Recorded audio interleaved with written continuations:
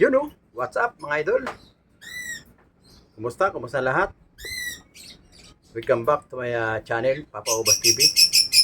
Yun o, sa araw na to, yun, may dati tayong Opaline Green, saka si Pablo. Sa araw na to mga idol, ang topic natin ay paano ba malaman kung cock or hen ang ating alagang mga African bird. Kasi kaya ako nag-upload ng ganito dahil ayaw ko mangyari yung sa inyo, yung nangyari sa akin na matagal ako nagantay. 6 months, 7 months hindi tayo nagkaroon ng ating mga project. Walang nangyari. Ngayon, base sa aking obserbasyon, meron tayong natutunan na paraan para ma-sure box nyo yung talagang alaga yung mga African bird.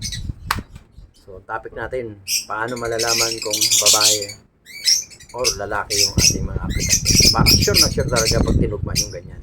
Kasi pwede namang, kung mag-aalaga lang, pwede naman kayong bumili sa mga bilihan ng mga pet shop, lalaki at babae na, pwede. Pero ang problema nyo, pag nanganak, paano nyo malalaman yung kung gusto nyo mag-breed ng magaganda, paano nyo malalaman kung babae o lalaki?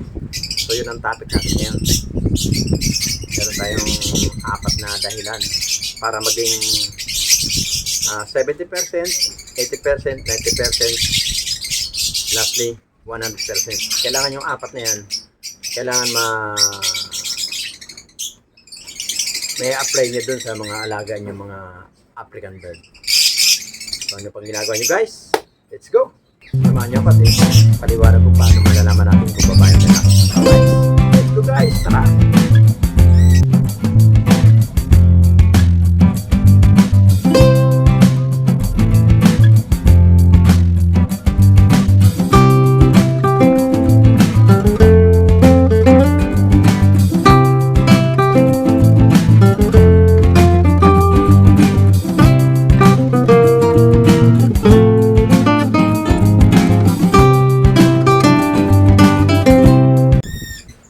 Dito na tayo sa ating mini aviary.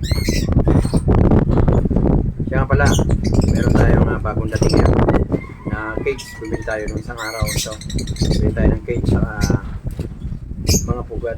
Tapos yung 3 single cage natin, pinalitan natin yung mga luma. Kasi yung mga pugad na luluma na, pinapasukan na siya ng mga hayop na maliliit.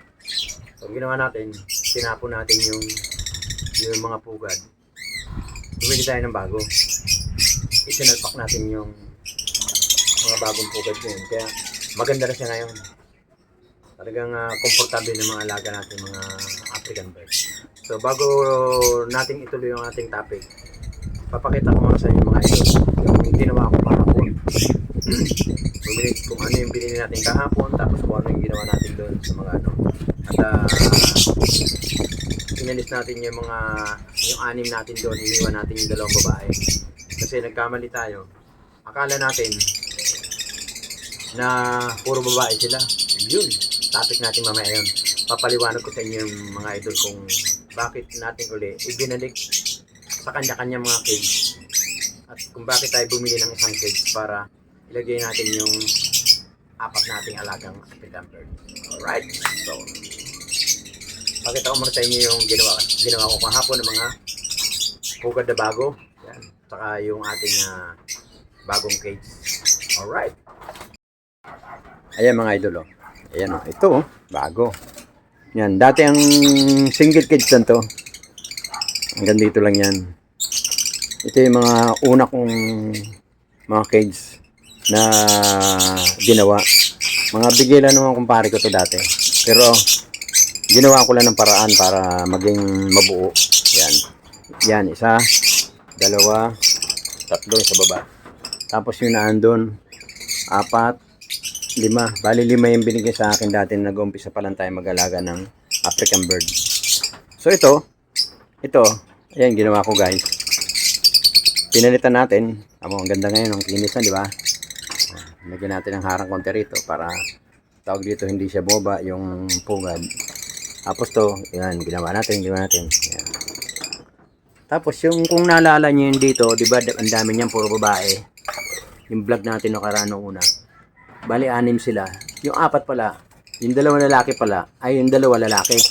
Yung 2 babae, kaya naghanap ako ng partner. Hiniwalay ko na, mga idol ito. Ito na sila, ayan o. Ayan na sila. Ayan. Tapos yun, nandito yung 2.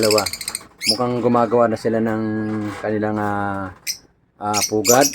Pag nakita mo ng binigyan natin sila ng ano yun, ng nyog, wala, inubos na oh. Inakit doon. So, bali nag-aantay na tayo ng baka magkaroon sila ng itlog. Ito, tinulang tayo ng pugad. Bibili pa tayo mamaya.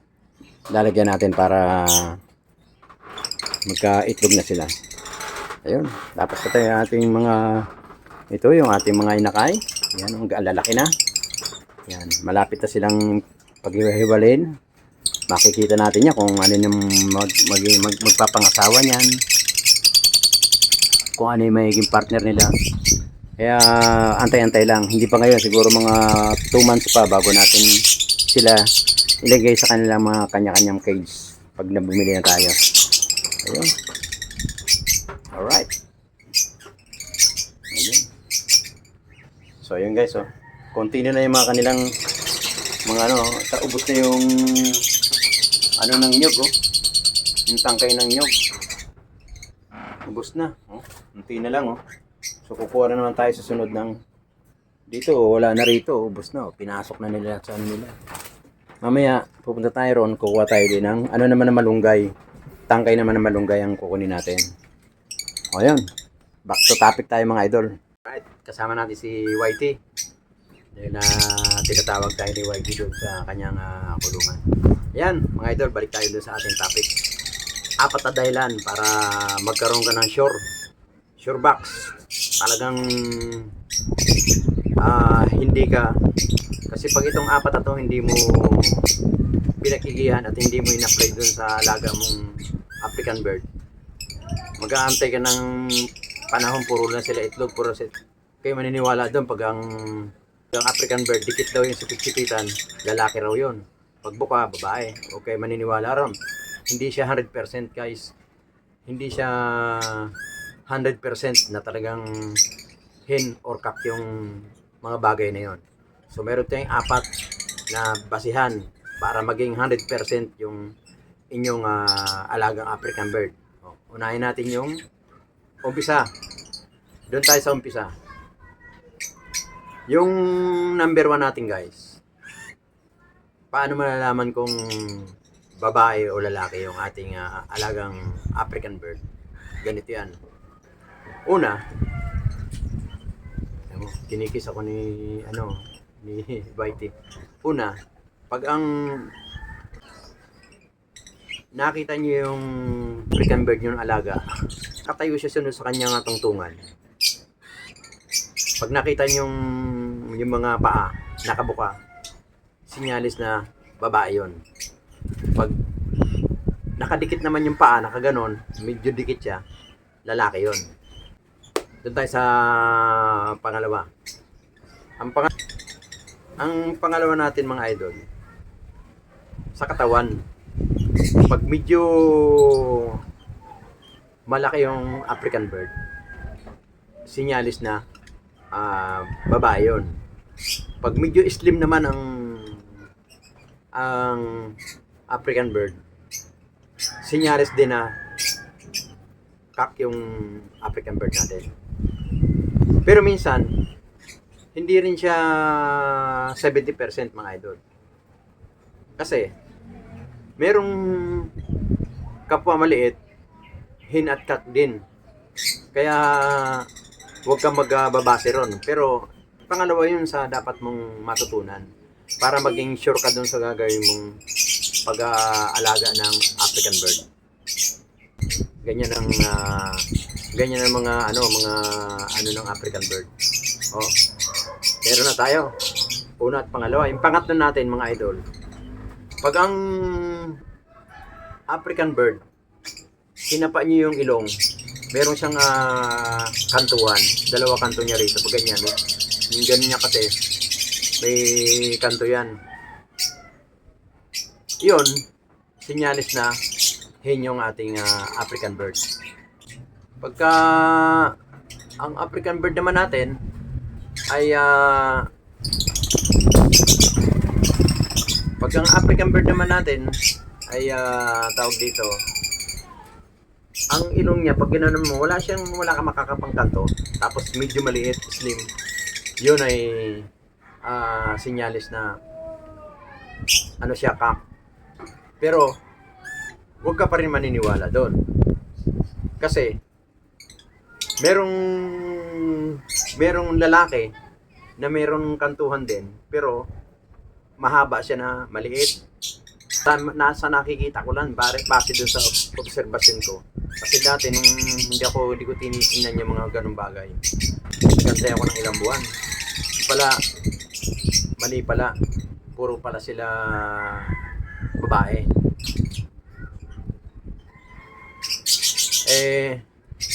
Ang ginawa ko, inobserbahan ko, sabi ko, hindi ito puro babae. Ang ginawa natin, may ngitlog sila pero hindi sila mapipertel yung kanilang mga itlog. Kasi nga, pares nga sila hen. Yun. Yung ating last, ito yung panlas natin mga idol. Ito, tayo sa ayan 70%, 80, 90. Ito yung pang-apat natin mga idol, pang-apat. Ito, 100% na to. 100% to mga idol. Pag ito yung pang-apat na gawa nyo apply nyo dun sa mga alaga yung African bird. Nako, asahan nyo. Sigurado kayo dun sa pagpartner nyo mga idol. Hindi kayo magsisisi. Ito yung pang-apat. Pag ang minasdan mo yung African bird mo na yung tatlo nakita niya ron na andun sa sinasabi ko, nakikita niyo yung tatlo na binanggit natin kanina 1, 2, 3, nakikita niyo dun sa African bird nyo. Isa pa rin ang nyo, meron pa rin isa, pang-apat. Pag ang buntot nakita nyo guys, sa buntot tayo punta sa buntot. Pag ang buntot ng African bird, letter B, lalaki yun. Pagka ang buntot naman ng African bird, letter U, babae yun. Yun. Pag yung apat na yan, nakita nyo dun sa African bird nyo, 100% na yung guys. Hindi na kayo magkakamali. So, sana may natutunan kayo ron sa ating topic. Paano malaman kung babae o lalaki ang ating alagang African bird. Sana matutunan nyo. At sana makatulong tayo dun sa mga baguhan, sa newbie, yung mga hindi na kailangan matutunan nyo kasi pag hindi nyo ginawa yan, basta lang kayo nagpapartner, mag-aantay ka ng malaking panahon ng sasayangin mo. Akala mo okay na, pala hindi mangito. Sayang ang panahon na ginugugol mo dun sa pag-aalaga ng African bird. Kailangan i-sure mo tong apat na to. Pag sure ka na doon sa apat na nakita mo at narinig mo sa sinasabi ko, maniwala ka sa akin. Talagang magkakaroon ka na ng mga inakay. Yun ang pag-aalaga ng African bird. So, tingnan mo akin, dumami. Alam nyo guys, ako nagsimula lang. Sa apat lang ang aking African bird. Pero ngayon, nakita nyo naman, may kitsandaan na. So, ganun lang ginagawa ko. Talagang tinututukan ko, inoobserbahan ko ano talagang babae o lalaki. Sa awa naman ng Diyos sa mga idol at sa tulong ng ating mga kaibigan, ayun, natutunan natin kung paano magparami ng African bird. Kaya yung 6 na doon na puro babae ang ginawa ko, mga idol, ibinalik ulit doon yung 4. Pinag-asawa ko kasi nakita ko buka. Akala ko babae. Ay hindi pala. Nag-ano sila, naglalambingan nagsusubuan. Kaya ang ginawa ko, kinuha ko yun. Nilagay ko ron, tapos tinanong ko yung buntot. Ayos, letter B pala yun, nakalimutan ko, letter B pala yung isa. Tapos Tapos yung kalambingan niya naman, letter U. Kaya ang ginawa ko, hiniwalay ko, binukunta mo. Idol, 100%. Kahapon lang, may yung isa may egg na. At turtle pa. Yun ang mahalaga doon sa apat na sinasabi ko. Talagang pag in-apply yung apat na yun, makita nyo doon. Magkakaroon kayo ng marami na kayo. So maraming salamat. Sana may natutunan kayo sa ating vlog ngayon. Sa mga newbie, sa mga bago. Panoorin nyo si Papa Ubas TV kung paano malaman lalaki o babae ang isang African bird. Sa kakatel mga idol, walang problema eh. Sa kakatel naman, hindi mo na kailangan salatin. Hindi mo na kailangan tingnan buntot. Hindi mo na kailangan lahat ng apat na yon. Isa lang ang titingnan mo at isa lang papakinggan mo. Sa huni lang ng ibon ng kakatel, malalaman mo kung babae o lalaki. Yan ang next topic natin mga idol. Sasabihin ko sa inyo. Susunod natin, next topic natin. Sa sunod na vlog natin, i-discuss natin yung paano malaman naman ng kakatel, babae o lalaki. So, abangan idol ha, abangan. Maraming salamat po. Hanggang dito lang. Hanggang sa muli. Mag-ingat po lahat. Shoutout sa ating mga viewers. Shoutout po sa mga walang sawang nanonood sa atin kay Papa Ubas TV. Shoutout po. Maraming salamat. Ingat po lahat. Dinumihan tayo ni Whitey. Dinumihan yung papa. Bye. Ito tingnan mo. Apakabet idol. Itong ating kakatil. Alam niyo mga idol, ito, short box to, lalaki. Kahit di mo nakapain yan. Kasi yung huni niya, isa lang.